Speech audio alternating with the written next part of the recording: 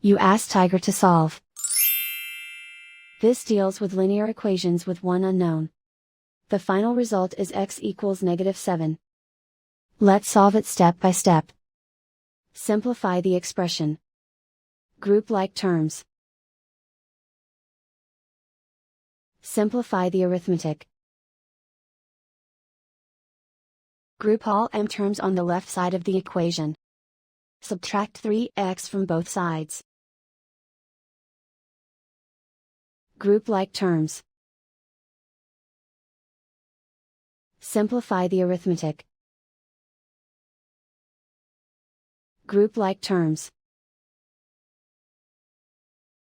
Simplify the arithmetic.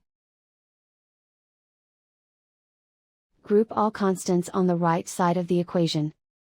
Subtract 3 from both sides. Simplify the arithmetic.